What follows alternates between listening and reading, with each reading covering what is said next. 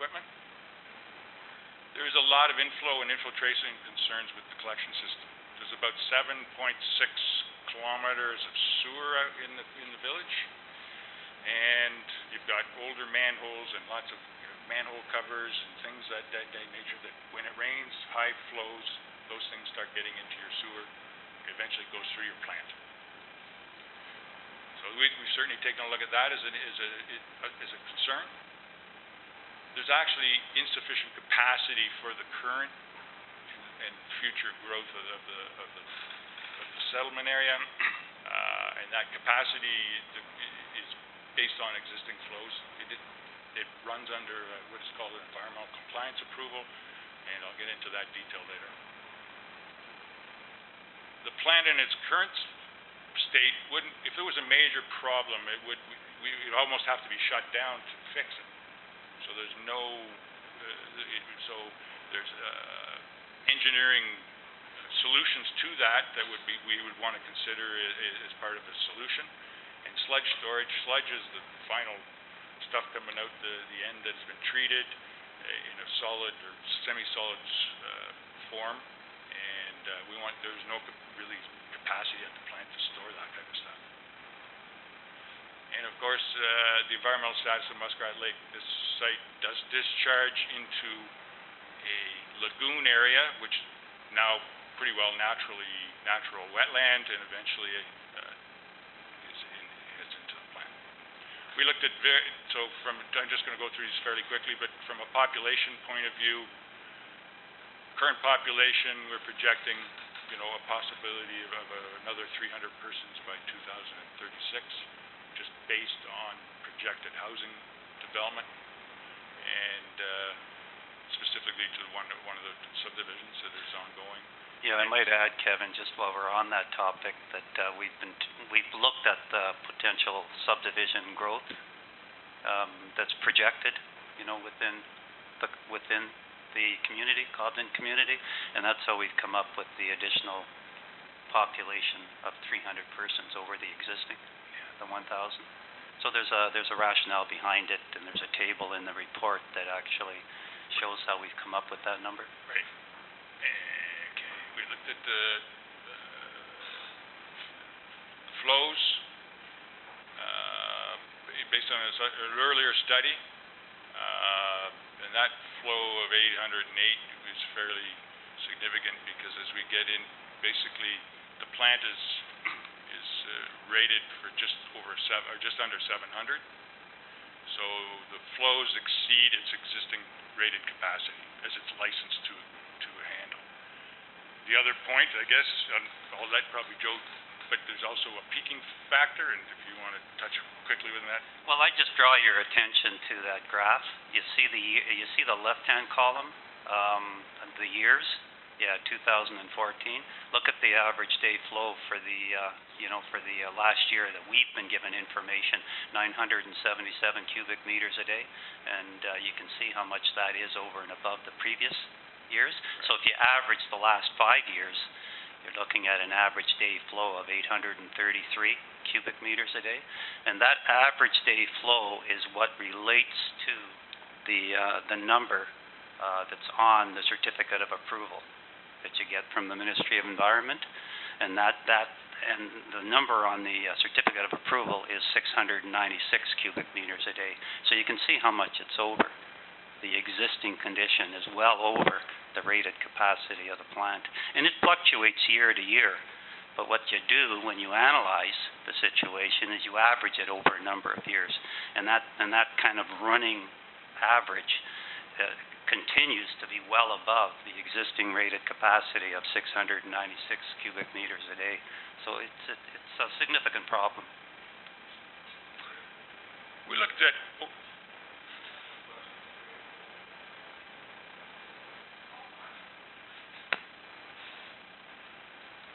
Go ahead, Councillor Olmsted. Just to that last slide, it's a rare occurrence that you would have 33% more inflow on a daily basis on an average year to year So I can't understand why it'd be 900 in 2010, 930, and then a drop of by a third. Like a third is a huge amount, and same in 2013, you have roughly the same as 2012. So, do you have any idea of why the either big drop or the big increase in the other 3 years? Okay, I'll take one more question. Oh, I can answer that question, but I'm just wondering if you wanted to respond to it, Mr. Mayor? Well, I just was going to mention that we have fixed one of the problems in front of the liquor store that was highly created that problem, and it would have happened like that to let groundwater in. It was fixed in those years? No, it was fixed last week. No, I'm saying the numbers are on the board here. Why such a big variation? Well, a lot of it depends on the type of wet weather conditions that we experience over the course of the year. Some, as you know, some say summer periods are a lot wetter than previous, like the past couple. We've gone, you go through a period where it's a dry summer. Other years you go through a wet period, and because of the situation or the condition of the sanitary sewers, well, that's a prime example. This one particular spot, I guess they referred to that as a gusher, or there was a lot of extraneous.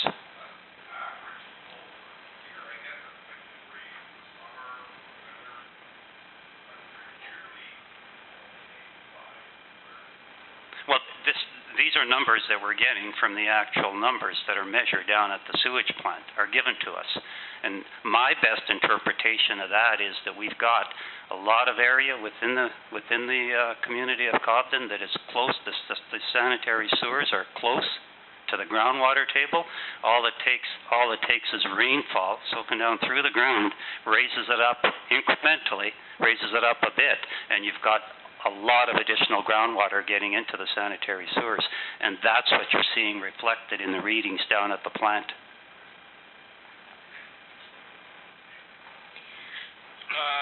Okay, so another issue to be dealt with, obviously, is to meet the current provincial effluent criteria.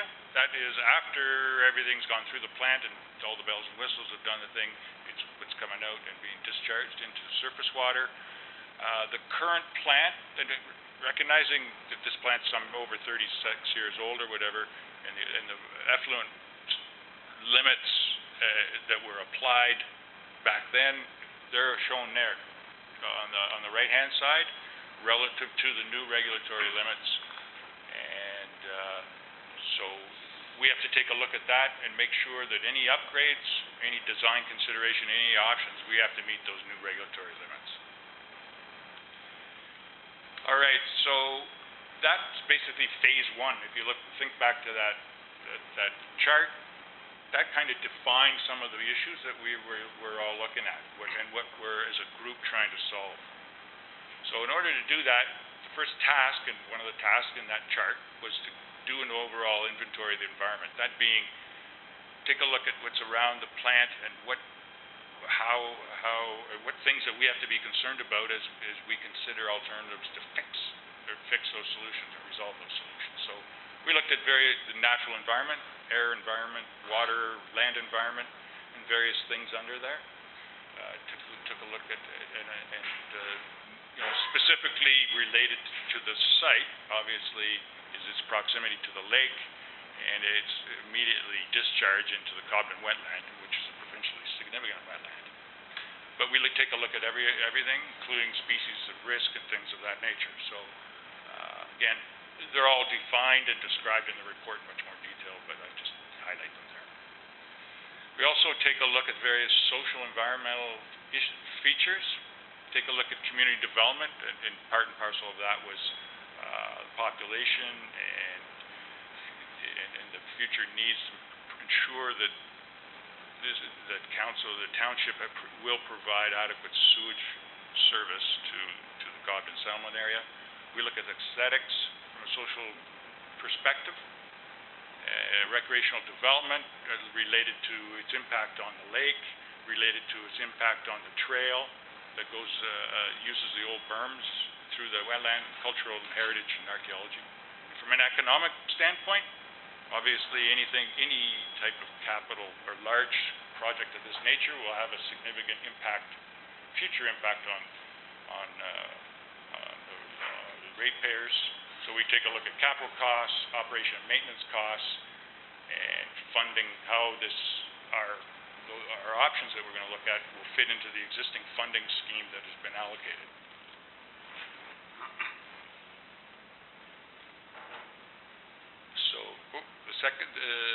So the next thing, based on that evaluation, we've looked at it. We've identified 6 different options that we consider. Do nothing, which is a general requirement under the Environmental Assessment Act. So we take a look at that. If you do nothing to address some of the problems that we've identified, how is that going to impact those criteria? Reduce extraneous flows, as we mentioned. See how we can minimize the amount of sewage flows going right to the plant. Then we look at upgrading the existing plant, adding tertiary treatment and sludge storage. And tertiary treatment is basically, and I won't get into the details, but it just polishes before it becomes affluent. And sludge storage, again, one of the problems of the plant is there's no sludge storage at that plant. The intent of the proposal that's been put forward, the management proposal that has just been implemented, is that sludge can be stored and then taken and put on agricultural fields. So we took a look at upgrading the existing plant. Then option 4 is upgrading the existing plant, but adding new parallel treatment systems, and including tertiary treatment, sludge storage. Item 5 is decommission, get rid of the existing plant and construct a brand new plant with parallel treatment systems, and septic management is another option. So all those options are very well described in the report, and I certainly wasn't going to go through them all in very much detail. And these numbers just are really very high-end estimates of how that option would be implemented, but just gives you an idea of how those various components would relate in cost. So obviously doing nothing isn't going to cost you anything, but you end up with a problem. You maintain that one. Reducing extraneous flows. There's 2 portions of that. We sort of mentioned upgrades or improvements to the existing sewage collection system. Also, there is a fairly significant component of flow from the water treatment plant that is treated water, but is being diverted to the sewage plant, to the water treatment plant, to be treated again. And so there's some options there that would help reduce those flows going into the plant. Kevin, Yeah. Kevin, before you move ahead, is it related to this slide? Yes. Okay, we have a question then from Councillor Jackson. I guess my question is, prior to granting of the funding that we got from the province and the federal government, did we not already go through all of these decisions and a decision was made with regards to a recommended output, and we were successful in getting the grant for a specific solution? And I'm just wondering why we're going through this all over again, because I think this is about the 4th time I've heard do nothing, blah, blah, blah, blah, blah. And have we not made that decision as to where we're going? And I'm just wondering if you want to highlight any of the changes, as it is 3 hours into our meeting, and we should be doing a motion, I guess, to extend the meeting. And I don't know what else is new from what we've heard before. I guess is what I'm asking. That's fair, and then I apologize if I have, because Joe did the first one, so yeah, if I have... Hey, Kevin, I'm just going to interrupt you for Sure. and do some housework. I need a mover and a seconder.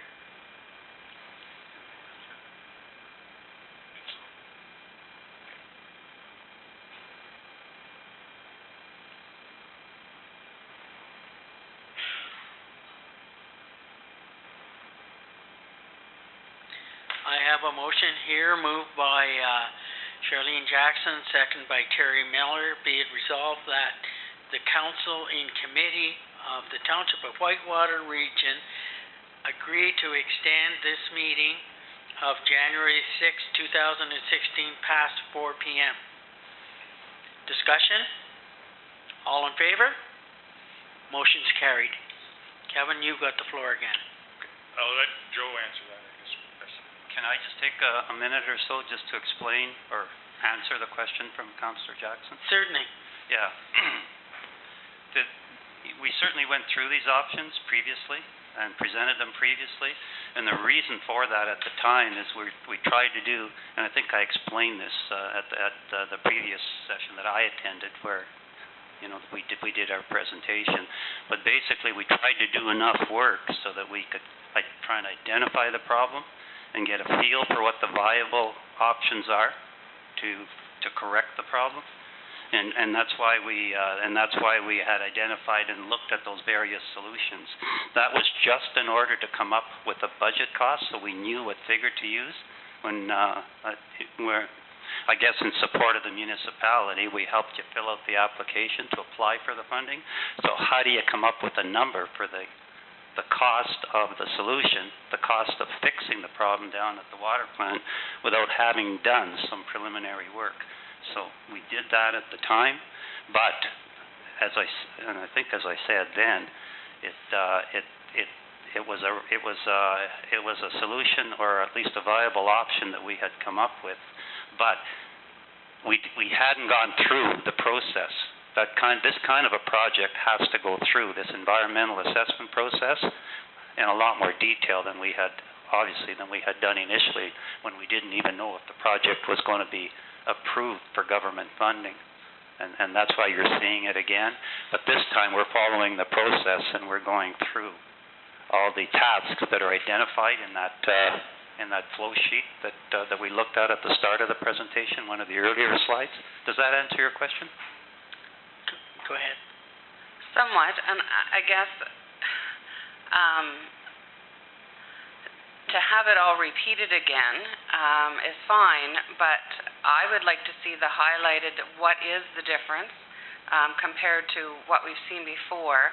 And I guess if my consideration is, if any of the council members wanted to go to the open house meeting, whenever an open house meeting has to be held at whatever time, to show the public those decisions that have been made in the research, that public meeting council could go to at that time. It's just, I don't know that we have to go through the whole thing again, and I understand that there has been some work done to get to this point, but it seems very repetitive, and I'm not catching any of the changes that have been put forth yet. I'd rather see the highlighted changes than to repeat everything all over again, is what I'm saying. Perhaps I can just answer that shortly, in terms of the changes. The danger here is we had a suggestion as to what the solution was, but the danger is to go into the Class EA process to deal with the public agencies. We want to make sure that we're not suggesting there's already a determined solution. We don't want to go into the process and give the impression that we've already determined what the solution is. So that's why we're showing the actual steps as to what's been done, and to answer and to give us some idea as to what the changes are. Basically, what we've got here is the environmental issues that have been identified. The information that you're seeing in terms of technical viable options to correct the problems, to fix the problems, are similar to what we had talked about before. What we're seeing different is the actual environmental issues that we've identified, that we have to deal with. When we're evaluating these options, we have to evaluate it in terms of the impacts on the environment, which is dealing with those environmental factors, criteria that Kevin just pushed this back a bit. So that, now have I turned it off? No, you're good. So that's one issue. The other issue that you're seeing different, at that time we really didn't have costing for these different alternatives. So we've looked at it more closely within this process that we're following, and you'll see in a lot of these alternatives, if you looked at the previous presentation, you'll see TBD, you know, under a lot of these alternatives, where the cost, the estimated cost, the order of magnitude or the estimated order of magnitude of probable costs, you'll see that we didn't have numbers in there.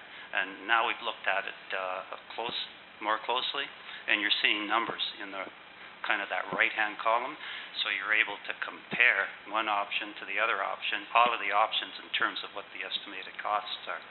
So that, in a very general way, that's the difference between what you've seen before and what you're seeing now. Does that help? No? No? Okay, I'm just gonna let Larry, Larry, I'm sorry, Kevin, if you would go ahead, Okay. please. Yeah, so as Joe's indicated, these numbers are significantly different, and I don't, the intent here for me is not to go through them and support them or whatever, but basically we've looked at all the various issues that came up with numbers for all the alternatives, and I'll just fly through them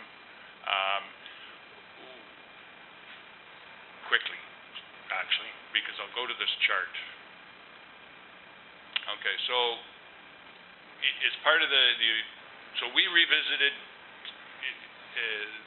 and identified these alternatives and looked at the environment, and now we've determined a way of coming up with a defensible recommended solution. And the way of doing that is taking all the technical and environmental criteria or considerations and apply it equally to all the alternatives. And the work that was done previously certainly did not go through that kind of exercise. So I'm not going to go through this kind of chart, but this is in the report. All your technical criteria are down the left-hand side. They've been described in detail, but just summarized in this report. What we've noted, not every criteria has the same weight, factor, or potential impact. So if it's fairly similar for all alternatives, we apply to one, but if it's a fairly significant consideration on how we're going to select one alternative over the other, we would give it a 3 weighting.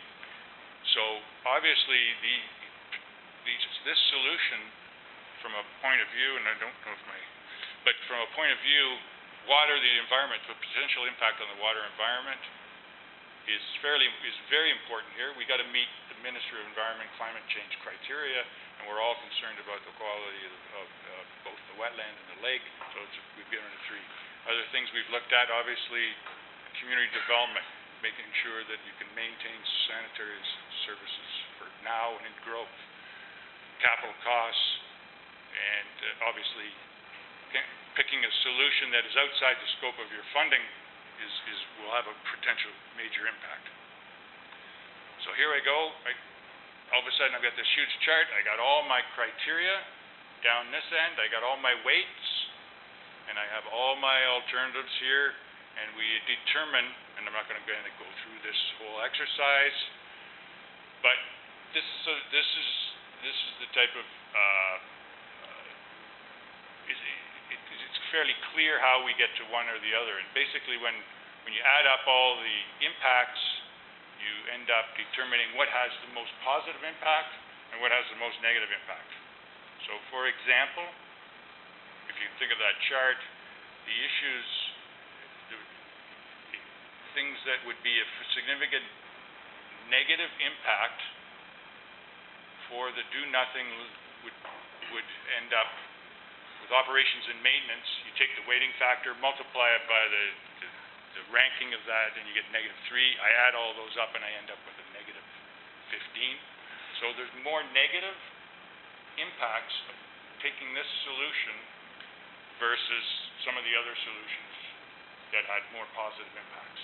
And it's a mathematical little equation, but it's fair to all alternatives, and more importantly, if you've had time to go through the chart, it's very clear how the decision is made of how we ended up with determining the recommended solution. So the summary of this evaluation. Just to go back to the previous table and just show the bottom line that gives the ranking, the comparison of the ranking between the different options. they can zoom in on that. That's kind of a key result. Can you go back one slide, or? Yeah, it takes me a little while. Yeah. So at the bottom here, back, as Joe sort of wants me to, okay, so I went through this alternative, and I did all those multiplication, added up, and I ended up with -15. Take, for example, the preferred solution that we've come up with. Did this, if I do go through the same, I ended up actually with more of a positive. There's negative impacts, like, for instance, you know, the capital cost of this solution is significantly less than doing nothing, or just doing an upgrade of the plant. But so if I, anyway, that's how it sort of works. Yeah, and So, if you look at that bottom row, you can see, it's the ranking of the alternatives, rated starting with the, first. So this has a higher number, it's ranked 1. Alternative 5, which would be decommissioning the entire plant and building a brand new one, has a lot of positives, but it is not as high. And number 3 is upgrade the existing lagoons, so taking those existing lagoons and revamping all those. It has more negative impacts, particularly on the water environment and things of that nature. So that's how the process sort of worked out. Yeah, so we've got a process that can be defended in terms of how we arrive at the recommended solution. And it's basically summarized there in that table. And detailed in the report. Book? Yeah, go ahead, Councillor Olmsted. Sorry, just one question on the, just so I understand it clearly. Yeah. I'm all about money. So the economic environment, on the alternative 1, do nothing. Yeah. You have capital cost of 3. So that means it's very positive, it wouldn't cost any capital to do nothing. Correct. But the operational and maintenance costs would offset that by being a -3. It costs you way too much It's to probably maintain the that. most, if you do nothing, you're operating, all these other solutions, this would be the most negative impact on your operation and maintenance costs. Okay. Thank you. It's a relative, number, right. I'll take one more question, and then I'm going to... We're almost at the end. Okay. Mr. Chairman. I just wondered, how has the dollar affected the cost now? Because when you started, the dollar probably dropped 20%, 15%. This morning, the dollar was at 71 cents, and when we probably started this, it was 92 or something, huh? Yeah, everything's equal, but $10 million or $8 million relative to that, I don't think it's going to, at this level of detail, it's an order of magnitude. When we get into the more detailed design, then I let the engineers go at it and the suppliers to determine what is the most cost-effective type of equipment. I don't think there's going to be that negative an impact. I mean, if we were getting the whole plant or the construction being provided by a construction company from the States, then yeah, that would have a big impact on the overall cost when we went to tender. But like Kevin says, everything is relative, and as long as we're dealing with Canadian suppliers, Canadian contractors, I think our budget figures that we're using are still appropriate. So, the recommended solution, or preliminary recommended solution that we're going to be taking forward to the public and agencies is alternative 4A, which is an upgraded existing plant, construct mechanical treatment systems parallel with the existing plant, the tertiary treatment sludge storage, and recognizing the fairly positive impact of reducing flows to the water treatment plant. That certainly has to be considered part of the overall solution. It's not a standalone solution. It won't fix everything, but to discount it in totally, it certainly showed in that chart a lot of positive things. So we're going to carry those two forward. So a quick schematic, the light buildings here in the existing aeration basin or whatever they call it, that that's what's on the plant right now. There's an existing outlet that goes into the lagoon, and there's a huge berm out here into the wetland. So that's really what the existing plant is right now, with a bunch of bells and whistles. The proposal here is obviously to deal with some of the concerns, the new sludge storage area, grit channels and sort of an additional flow or a means of treating the effluent as it comes in. That's the parallel tree. Right. So one of the issues that you may remember, one of the problems here is if something goes wrong at this plant, you basically have to shut it down in its entirety to fix it. So what is being proposed here is that actually, in the event you had a major problem here, you could divert it through another parallel system. So I made reference to parallel. That's basically what parallel means, and it's as you can appreciate, you need that backup. And at the end of the day, your effluent and your discharge will be good. So as a final overview, we're basically at this point in the process, it's consultation. Based on what we get, we're going to perfect the preferred solution.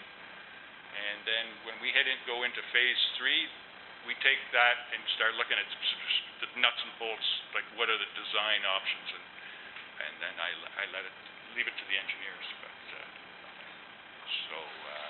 I'll take any further questions, Mr. Chairman. If not, Is there any more questions, anybody? If there is no questions, I'd like to say thank you very much, Kevin and Joe. thank you. Appreciate it. Thank you. And maybe we'll see you all January 19th at the meeting. It's going to be just a walk around. This will not be a formal presentation. It'll be a walk around so people have a chance to ask as many questions as possible.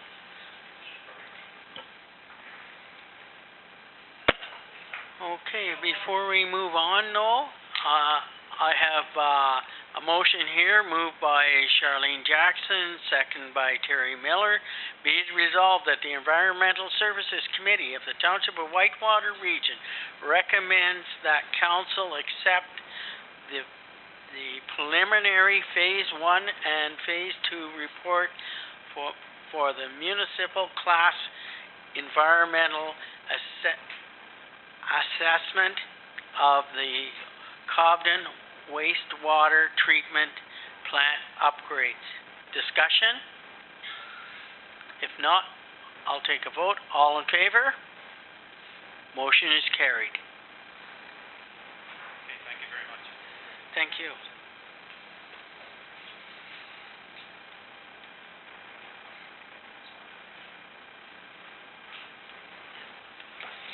Okay, before we move forward, I still have a little more housekeeping here. I have a second motion here moved by Charlene Jackson, second by Terry Miller. Be it resolved that the Environmental Services Committee of the Township of Whitewater Region recommends to council that the December 17th, 2015 invoice from JP2G Consultants Enterprise related to the project management of the Cobden wastewater treatment plant upgrades project in the amount of $3,845.93 be paid. Discussion? All in favor? Motion's carried.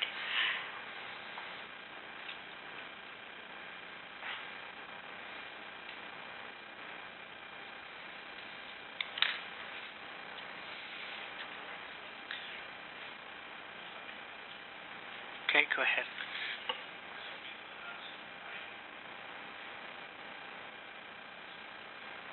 This is the last item for today. We're going to move things to the next council meeting that's left. Is that okay?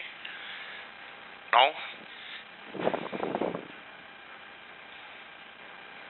Actually, I make that suggestion because the agenda for January 20th right now is very brief for the regular. Well, I'm going to have to leave, and then if we continue, that's fine, but I have to leave by 10 to 5 to go to a wake in town, and then I'll be back. Merle McGonigal, known him all my life, and passed away. Thank you.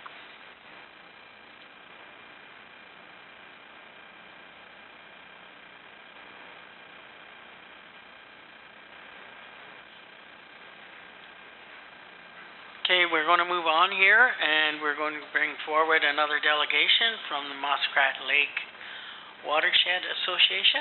Muskrat Watershed Wa- Council. I'm sorry, That's Muskrat Watershed Council. No My problem. apologies. Okay, so I've never done this before. This is unorthodox. If I do anything in an unorthodox manner, just let me know, okay? So my name is Julie Sylvester. I'm the chair of the Science Committee on the Muskrat Watershed Council. Karen Colas, I'm acting. Oh, pardonnez-moi. All right. I'm Karen Colas, I'm the acting chair at the moment, and I'm the Agricultural Committee representative. Okay. So the purpose of our presentation today is we are actually requesting $5,000 be placed on reserve for the Muskrat Watershed Council future initiatives. So essentially we're requesting additional funding. In conjunction with this request, I'm just going to proceed with an overview of some of our major accomplishments in the past year and touch a little bit upon 2014. And Karen will also provide an update on some of the Agricultural Committee's accomplishments, followed by what we look to achieve in the upcoming year. So to provide a bit of background for some of you who may not know a lot about us, the Muskrat Watershed Council is about improving water quality in Muskrat Lake and the Muskrat Watershed. Our approach is to take a no-blame stance on past decisions and current practices that impact water quality, and instead proceed from a point of view of shared responsibility for finding reasonable, achievable, and affordable solutions that will contribute to a better future for our communities. And so our mission is to improve water quality by using science-based knowledge to engage with people and communities and work cooperatively with stakeholders and partners to seek funding for positive solutions. So just to now move on to some of our major achievements for 2014 and 2015. In 2014, the Muskrat Watershed Council first developed a strategic plan with our partners, and this strategic plan has guided us throughout all of our initiatives and efforts up until this day. From an outreach perspective, we've organized and hosted 2 science nights to inform the public about the science in a way that's accessible, 2 annual general meetings, and the first Canada Day Watershed celebration. We've also published articles in the Ottawa Citizen and other local newspapers, developed a newsletter, and provided a letter of support for the funding request for the new sewage treatment plant in Cobden. Recently, the Muskrat Watershed Council and the Ottawa River Institute submitted a Trillium grant proposal with the support of the Township of Whitewater Region. Thank you, Christine, for that. And this grant focuses on outreach and education, which obviously complements all of our efforts that we want to do now and in the future on implementing solutions for the watershed. So a few more accomplishments that are important to mention is that with our partners such as Algonquin College in the Ottawa Valley, the Ottawa Valley River Institute, Renfrew County Cattlemen's Association, Renfrew County Federation of Agriculture, and the Ministry of Environment and Climate Change, as well as others, we developed a water quality and quantity sampling network with environmental specialists, local farmers, and lake residents. So we work together to develop this watershed, this network for sampling. And with Algonquin College, we have sampled this network for the year 2014 and 2015 from May to October. So that's a lot of data that we've collected on the watershed.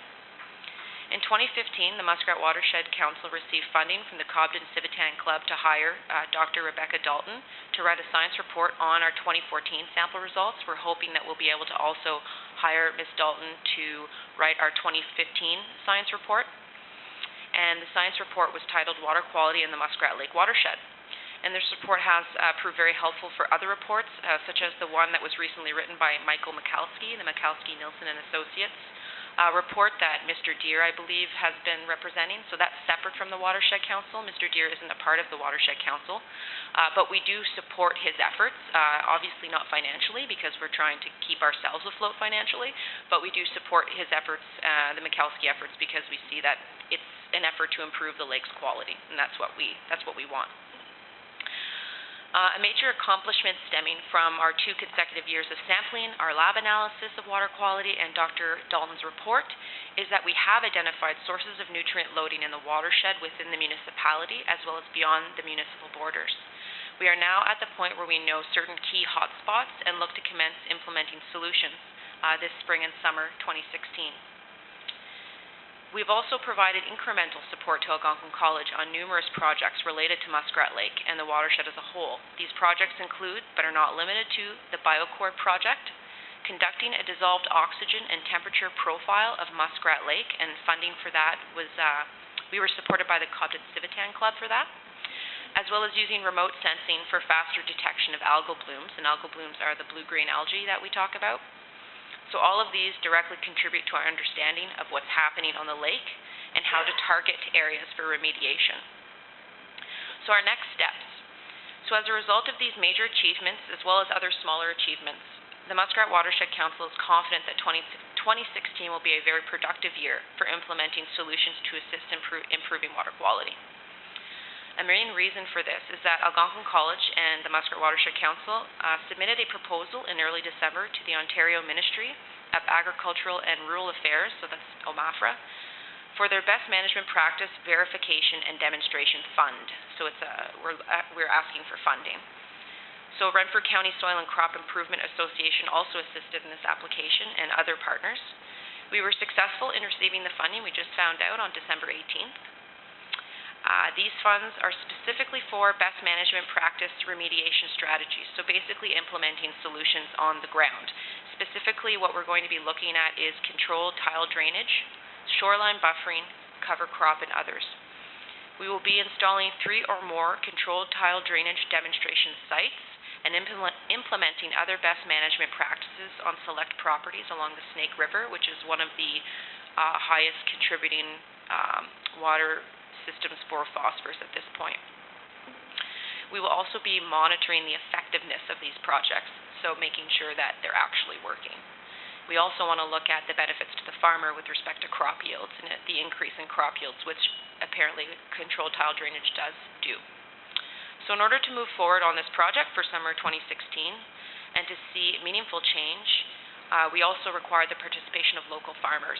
The Muskrat Watershed Council Agricultural Committee connected a select group of farmers interested in land management alternatives with Dr. David Lappin.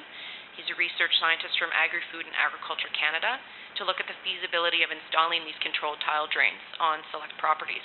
And so I'll just pass the talking stick to Karen Kulis about that, and then we'll just finalize with a really brief conclusion. All right, it's not working. There we go. Yeah. Anyway, I'll keep this brief and short as I can. Controlled tile drainage, the project that we're looking at, has to be done on flat land. Now, fortunately for us, there's a lot of flat land out by Pine Valley, and it is conducive to this. And what it is they call it a gate that the farmer puts in, retrofits into his tile drainage. And this gate is basically, we're going to call it a straight box that you put so far down in the ground, and inside this box it's separated by gates. So the water coming from the drain goes up this way, up and over, and down and out. Now, you're able to hold back a certain amount of water during the drier months and keep it in the field, which also keeps the phosphorus and the nitrates in the field. And this is a proven technique. It's not something we're trying new. It was done in the South Nation, and it held back 60% of the phosphorus and the nitrates during the time it was in use. It's beneficial to the farmer in that it can up his yields up 5 to 8%, depending on what he's planting.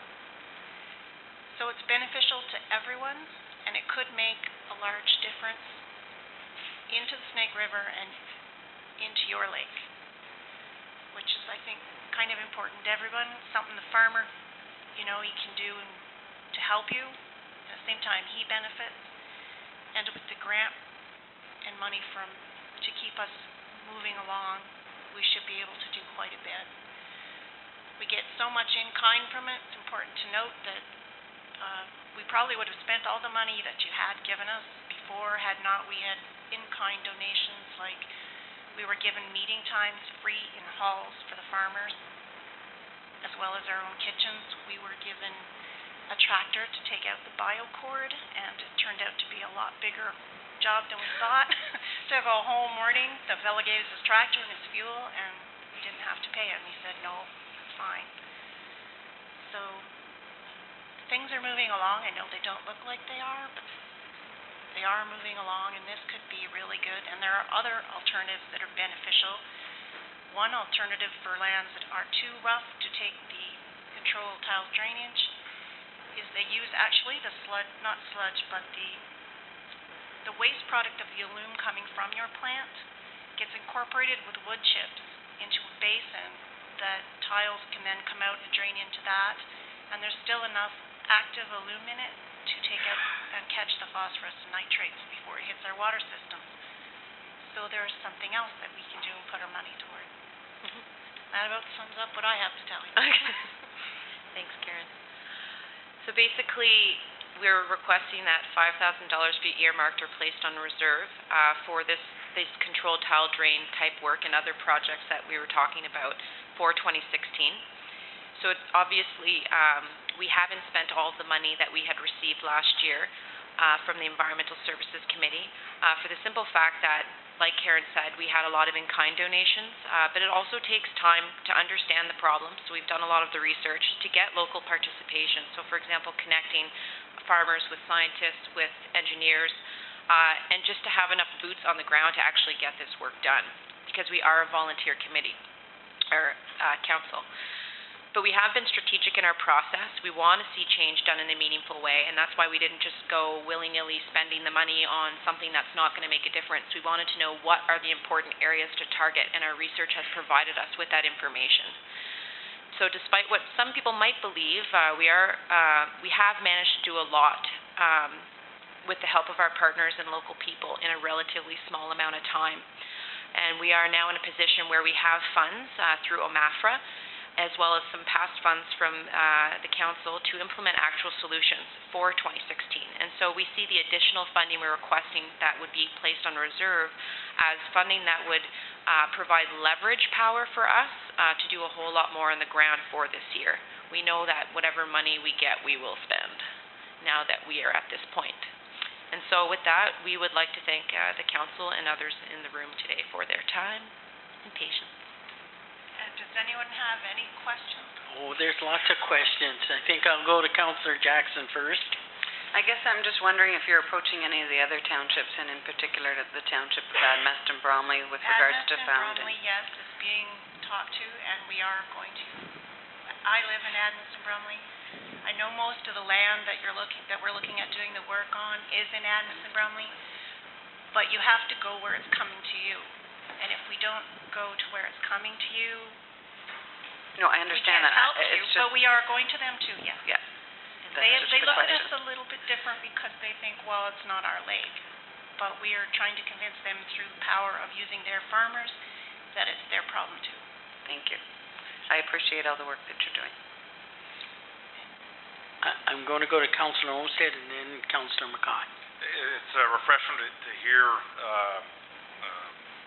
results coming back that actually there's we've been hearing a lot of studies and people asking for money, but it's actually refreshing to hear that we're starting to come back with actual results. So the question I have is, one, the funding that you've received, is that for the actual implementation of the, I think, 3 tile drains? Yes. And it is? It is for doing the controlled tile drains, it's for buffering and any other best management practices that we think will work. It's very strict criteria. Okay. Yep. So how do you select the 3 farmers or fields that... We've already actually started that process. We took David and we went and looked at each plot of land that we thought would be the best because it's right on the river. And we started with... Yes, David's an expert in controlled tile drainage. So I can assume that it was met with a positive response from the farmers then? Yes, we talked to each and every farmer. They're all interested and they're all willing to seriously look at doing this. We had 7 properties that looked good. We had 10 farmers that were willing to talk to us and do something.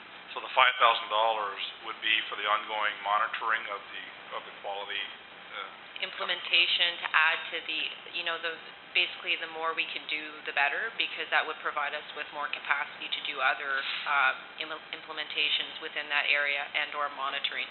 Whatever the council would see fit, whatever criteria you would want to instill on the funding, we could work with.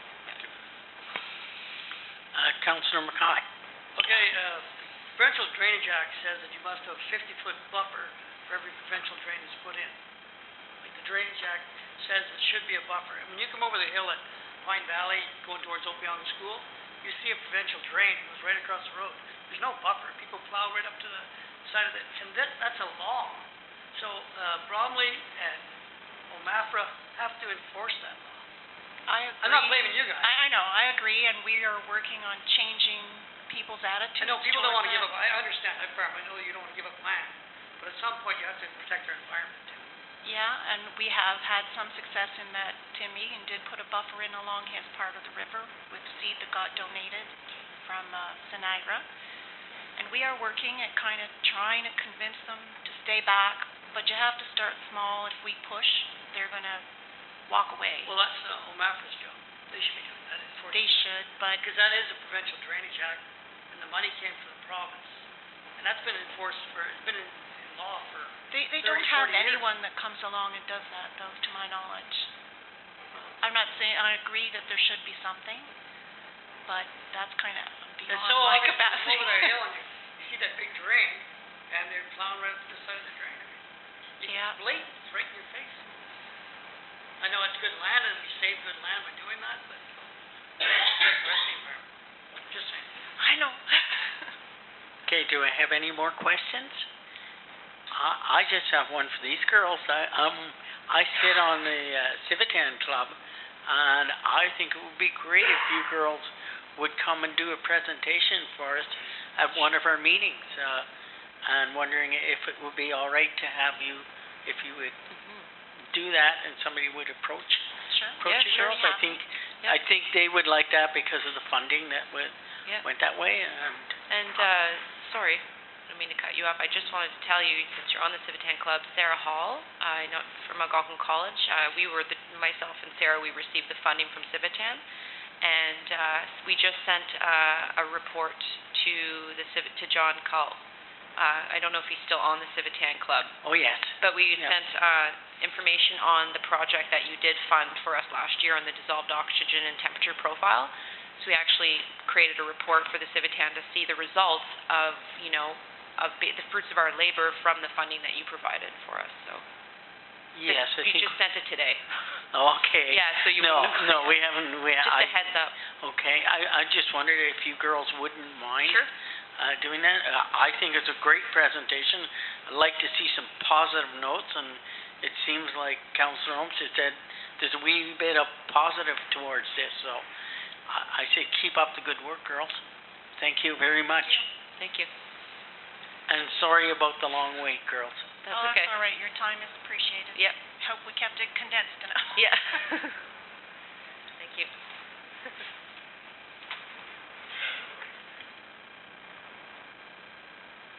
I have a motion on the table to move the business for the rest of the meeting to the next council meeting, and so we need, if we do that, we need to, don't add anything else to this next meeting, because we're leaving quite an agenda here. So if it's okay, we cannot add anything to the next meeting, we gotta get through this. And when's the next meeting, because I forgot? It's January 20th, and I will do the very best I can. Oof. That includes the remainder of, Should we be trying something before that, or should we be taking a half an hour break and plugging through? I'm gonna leave this up to everybody for a consensus, because we're not all in favor. Can we start at 5 o'clock? Not tonight, but on the 20th? that Yes. would do the trick. I'm sure. Would We everyone can't be in agreement that we could start at 5 on the 20th? Okay, I think we do need to have one discussion, though. I think the BEI schedule, that's what I'm thinking. We need to settle that tonight, Okay. okay? Maybe, I'm sorry, Mayor Johnson, it's gonna be that's- close, tight. I'm gonna have to go, or I'm gonna miss this, so I'm gonna ask Reeve Miller to take my place to close the meeting, and I'm gonna excuse myself to go ahead, and then you can have that discussion without me quite readily, because I'm not voting on it anyway. Okay, just, Thanks, guys. I'm gonna let Christine. Thank you again, girls. Yeah, this could be a very abbreviated conversation. Thank you, Doug. February 3rd is our next committee meeting. BEI is available. The item can wait for 4 weeks.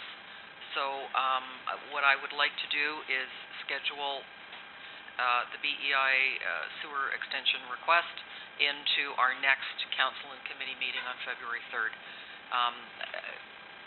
That's the first opportunity I have to have all of you in the room together because of vacation schedules. So if that does the trick for everybody, then that problem is solved.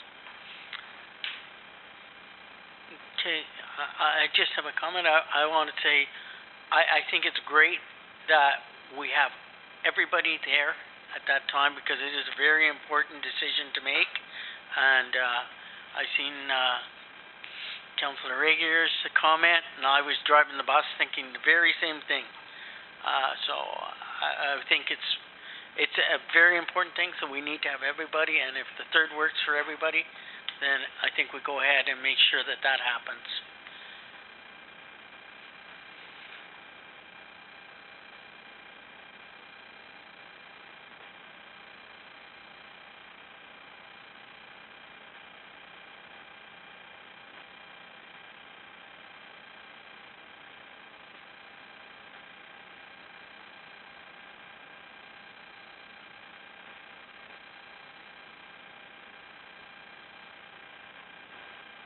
Okay, I got a motion here.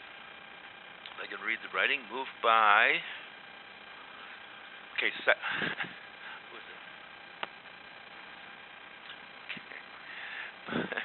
Moved by Charlene Jackson, seconded by John McLaughlin. Be it resolved that the council in committee of the Township of Whitewater Region adjourns the meeting of January 6, 2016 at 4:45 p.m. All those in favor? Carried.